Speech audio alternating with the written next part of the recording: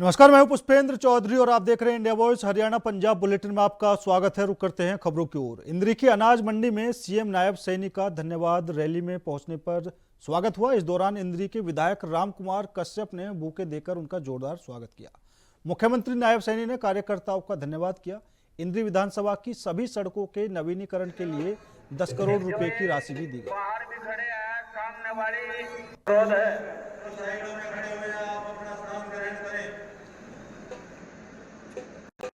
हमारा मूल मंत्र है और हम इसको लेकर के आज आगे बढ़ रहे हैं। मैं यहाँ यह विश्वास दिलाने आया हूँ कि सरकार आपकी है।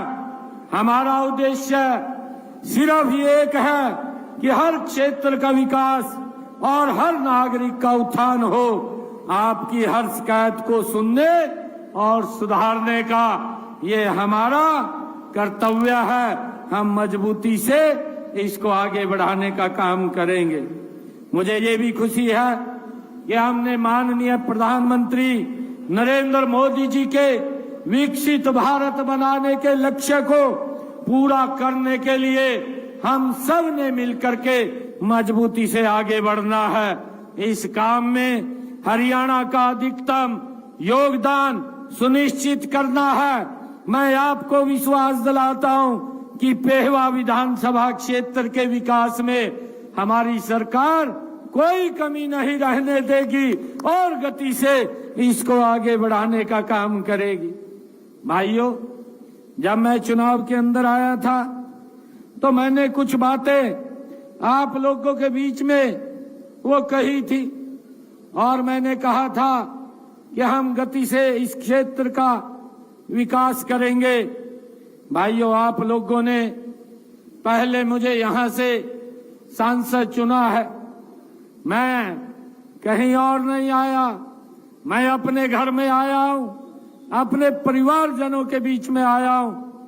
परंतु भाइयों, हमारे यहां पर हम देखते हैं कि जो विपक्ष के लोग हैं वो इस प्रकार की बातें करते थे कि क्या काम किया है, 10 वर्ष का हिसाब दें। मैंने चुनाव के समय में भी उन लोगों को अपने 10 वर्षों के हिसाब की बात कही थी। मैंने उनसे भी कुछ क्वेश्चन पूछे थे। मैंने कहा था कि आप भी 10 वर्ष इस प्रदेश के मुखिया रहे हैं, मेरे कुछ क्वेश्चन हैं, आप उनका उत्तर दें। भाइयों, एक भी मेरे क्वेश्चन का उत्तर नहीं दिया। परंतु हरियाणा प्रदेश की जनता का मैं दिल से धन्यवाद करता हूं। मैं हरियाणा प्रदेश के लोगों का आभार व्यक्त करता हूं। 8 तारीख को जब रिजल्ट आया, उनको एक एक क्वेश्चन का हिसाब देने का काम ये मेरे हरियाणा के लोगों ने किया है।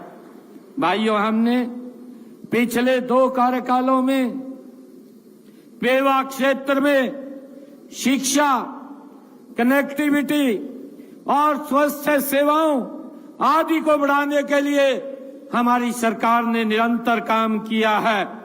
इस क्षेत्र में विकास कार्यों पर हमने पिछले 10 वर्षों में, भाइयों, पिछले 10 वर्षों में पेहवा विधानसभा के अंदर 1057 करोड़ रुपए के विकास कार्य ये हमारी डबल इंजन की सरकार ने यहाँ पर किए हैं। परंतु मैं उन लोगों का भी हिसाब देना चाहता हूँ जो लोग हिसाब मांगते थे। मैं आज उनको बताना चाहता हूँ, ये पेहवा की सरदारी के बीच में बताना चाहता हूँ कि आप भी 10 वर्ष तक इस प्रदेश के मुखिया रहे हैं। आपने 10 वर्षों के अंदर मात्र 353 करोड़ रुपए के विकास कार्य पेहवा में करवाए और हमारी सरकार ने 1057 करोड़ रुपए के विकास कार्य पेहवा के अंदर कराए हैं। भाइयों, एक बहुत बड़ा अंतर ये हमें देखने को मिलता है। हरियाणा के कैबिनेट मंत्री अनिल विज अपने कड़क मिजाज के लिए जाने जाते हैं। अक्सर वो अधिकारियों की क्लास लगाते भी देखे जाते हैं। इसी बीच मंत्री विज ने अम्बाला कैंट में जनता दरबार लगाकर लोगों की शिकायतें सुन रहे थे। इस दौरान एक बार फिर उनका कड़क अंदाज देखने को मिला। वो महिला की शिकायत पर नाराज होते हुए एसएचओ पर भड़क गए। वित्त मंत्री अनिल विज अंबाला कैंट के पीडब्ल्यूडी रेस्ट हाउस में जनसुनवाई कर रहे थे। एक महिला ने रोते हुए शिकायत की तो अनिल विज ने अधिकारी को जमकर फटकार लगाई। एफआईआर दर्ज न करने पर वह नाराज हो गए और उन्होंने एसएचओ सतीश कुमार को सस्पेंड करने का आदेश दे दिया।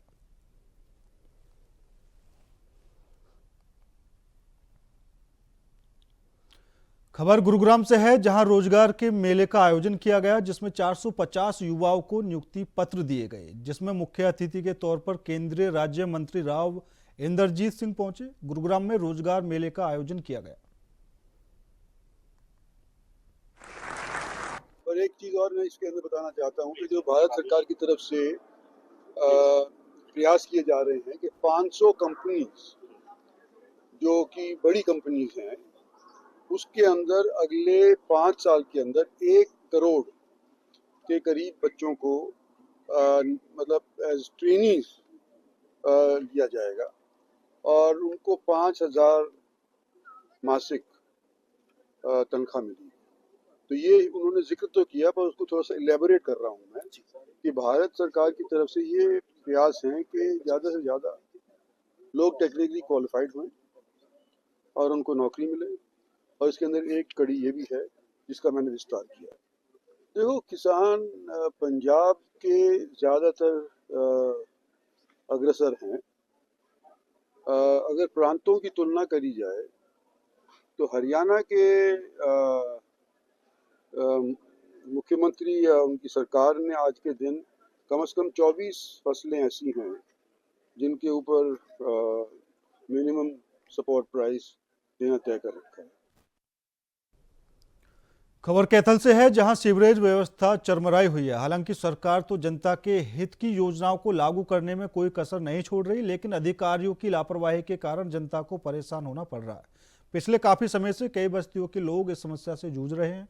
हालात यह है कि जल्दी समस्या का समाधान नहीं हुआ तो गलियों में जिस तरह से गंदा पानी चल रहा है, कहीं बच्चे बीमारियों की चपेट में ना आ जाएं। इसलिए वार्ड के लोग इकट्ठे होकर डीसी से गुहार लगाने पहुंचे ताकि उनकी इस समस्या का समाधान करवाया जाए।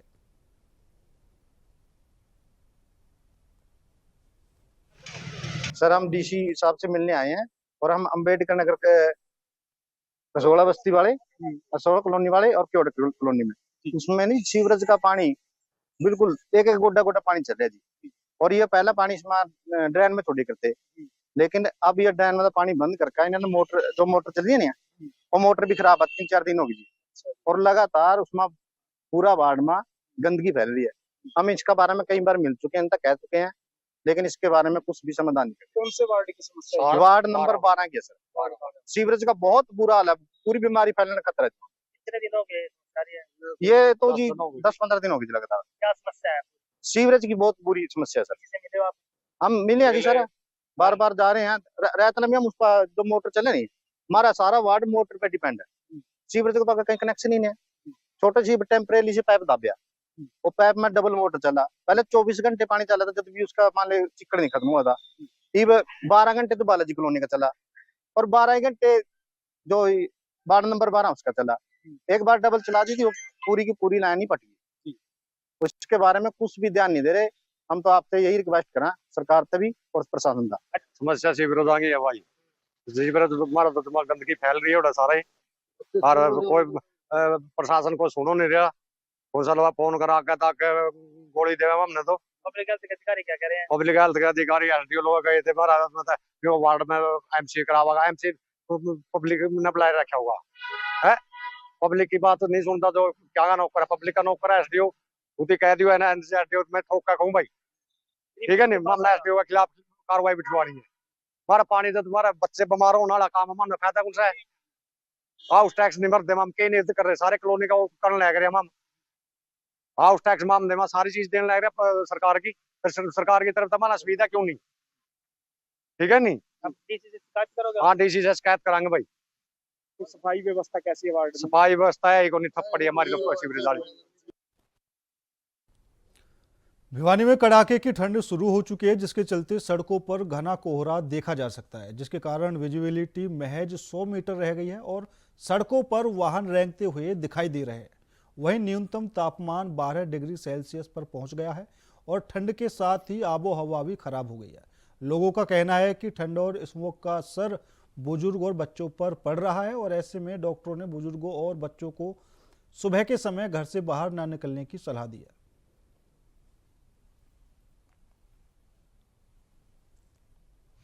भी अपने खास तौर से अगर न्यूनतम तापमान की बात करें तो 5 डिग्री सेल्सियस के आसपास है। 5.3 डिग्री सेल्सियस रिकॉर्ड किया गया है कल का। तो आगे आने वाले समय में मौसम के अगले 4 से 5 दिनों के दौरान मौसम के शुष्क रहने की संभावना और तापमान 4 से 5 डिग्री सेल्सियस के आसपास बना रहेगा। 4 से 5 डिग्री सेल्सियस जो तापमान है वो हमारी ऑब्जर्वेटरी का तापमान कह सकते हैं 4 फीट हाइट पे। तो उससे जो लोवेस्ट जो ग्रास मिनिमम टेम्परेचर है वो इससे भी 1-2 डिग्री सेल्सियस कम रहता है। तो जो छोटी फसलें हैं जिनकी हाइट कम है ज़मीन के, जैसे सब्जियां हैं या छोटे पौधे हैं, खास तौर से उनका तापमान और भी कम हो जाता है। तो ऐसी स्थिति के अंदर किसान भाइयों को यही आग्रह है कि वो अपनी फसल को, छोटे पौधों को, सब्जियों को हल्की सिंचाई करें। अगर सिंचाई उपलब्ध न हो तो एक गंधक का तेजाब आता है, 0.1% का छिड़काव कर सकते हैं।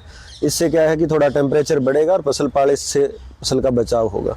और अगर बारिश की संभावना की बात करें तो अभी अगले 4 से 5 दिन के दौरान जो है बारिश की कोई संभावना नहीं है और जो अधिकतम तापमान 20-21 डिग्री सेल्सियस के आसपास चल रहा है।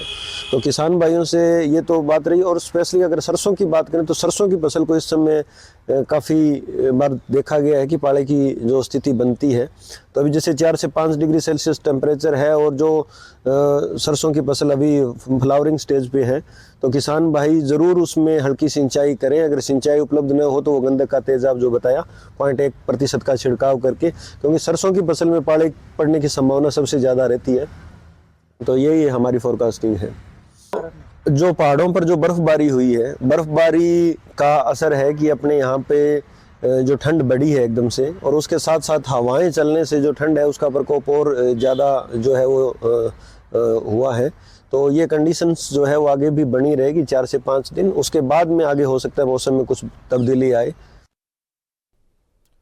सोनीपत के सेक्टर 3 ऑटो मार्केट में हुई बुजुर्ग महिला की हत्या के मामले में पुलिस ने आरोपी को गिरफ्तार करने में सफलता हासिल की है। सोनीपत पुलिस को नानूराम की गिरफ्तारी करने में करीब 10 दिन का समय लग गया, क्योंकि नानूराम अपनी पूर्व सास की हत्या लगातार ठिकाने बदल रहा था। यह यहाँ से पहले दिल्ली भागा और बाद में बिहार गया, लेकिन वहां भी इसने कई ठिकाने बदले। और फिर कहते हैं अपराधी कितना भी शातिर क्यों ना हो, यह अपना सामान लेने जब वापस सोनीपत लौटा तो पुलिस ने इसे गिरफ्तार कर लिया। ये 13 तारीख को हमें सूचना मिली थी कि सेक्टर 3 में एक बुजुर्ग लेडी की हत्या कर दी गई थी। तो मौके पर जाकर देखा तो मौके पे बुजुर्ग महिला की हत्या कर दी गई थी, जिसमें गर्दन कटी हुई थी। जो उसकी इन्वेस्टिगेशन के लिए हमने फर्ज कर दी गई है। जो आज हमें मैन और मुख्य आरोपी को अरेस्ट कर लिया गया है। ये जो आरोपी है नन्नू लाल उर्फ लालू है, ये बिहार का रहने वाला है और इसकी जो मृतक है वो सास लगती थी। काफी दिन से आरोपी लालू की और इसकी सास की बहस चली हुई थी, क्योंकि इसकी जो पत्नी है ममता, वो अपने किसी अन्य दोस्त के साथ रहती थी और इसको शक था कि इसको वहां उसके साथ रहने में इसकी सास का हाथ है। तो पहले भी काफी बार इनकी कहा सुनी हुई थी। इसी बात को शक को लेकर इसने इस घटना को अंजाम दिया। ये जो मृतक है चिमनी देवी, ये हरियाणा हॉस्पिटल में काम करती थी। इसकी हमने ये 12 तारीख को शाम को वहां से निकली है, साफ सफाई काम करती थी। इसकी हमने वहां से फुटेज चेक की गई। फुटेज के आधार पर इसको पहचाना गया। ये खुद इसको बाइक पे ले जाते हुए दिखाई दिया था। उसके बाद से ही यहाँ की फुटेज और जहां पे उसकी गर्दन मिली है वहां की फुटेज में भी यही आरोपी सामने आया था। अलग अलग जगह पे ठिकाने बदलता रहा है। यहाँ से बिहार भी गया है, बिहार में ठिकानों पे गया है। इसके काफी ठिकाने दिल्ली भी पाए गए हैं, बिहार भी पाए गए हैं और यहाँ विकास नगर में ये रेंट के मकान में रहना पाया गया था। फरीदाबाद के थाना धोज इलाके में पत्नी ने प्रेमी के साथ मिलकर अपने पति की हत्या कर दी। मृतक का शव 6 दिन बाद मांगर के पहाड़ों में जला हुआ और पत्थरों से दबा मिला। वहीं इस मामले में थाना धोज के एसएचओ राजवीर ने बताया कि बीते सोमवार को ही मृतक सैयद के भाई शरीफ ने अपने भाई के अपहरण की शिकायत देते हुए नामजद आरोपी मामला दर्ज कराया था। इसके बाद शक के आधार पर एक आरोपी को गिरफ्तार कर पूछताछ की गई। आशीष नाम का एक लड़का है जो एचजीएम नगर का रहने वाला है। उसने 17 तारीख को एक कंप्लेंट दी थी कि मेरे भाई का 3 लड़कों ने अपहरण कर लिया, जिसमें भाई नाम एक रवि था जो पावटे गांव का रहने वाला है। हमने तुरंत पर्चा दर्ज कर दिया था 140/3 BNS व 365 IPC में, जो क्राइम ब्रांच 56 सेक्टर थाने की 4 टीमें बन रही थी जो डेली रेड कर रहे थे दिल्ली, गाजियाबाद और नोएडा। जो एक आरोपी को आज हमने गिरफ्तार किया है और उसने अपना बताया भाई जी ऐसे से हमने उसको उसी दिन उसको मार के और फलानी जगह पहाड़ में ऊपर पत्थरों के नीचे छिपा दिया है, जली हुई है। तो ये उस दिन शाम को पूरी घटना ये है कि उस लड़के को रवि ने फोन करके कि अपने बच्चों को ले जाए यहाँ टोल टैक्स पे भोज के। ये यहाँ से गया, वहाँ जाते ही फिर इसकी वाइफ से उसकी बातचीत हो रही थी। अच्छा, फोन कटा, उसके बाद मारधाड़ शुरू कर दी। हाँ, रवि से मरवाने के लिए बुलाई थी, फोन रवि ने किया। ये उसकी अवैध संबंध है रवि के उसकी वाइफ से। मलावी नेशनल हाईवे पर हैवी वाहनों की वजह से सड़क हादसे बढ़ते जा रहे हैं, जिसमें लोगों की कीमती जान भी जा चुकी है। ऐसे हाथों पर लगाम कसने के लिए अम्बाला पुलिस अधीक्षक के निर्देश पर थाना पड़ाव पुलिस ने अब रोजाना चेकिंग अभियान शुरू किया है।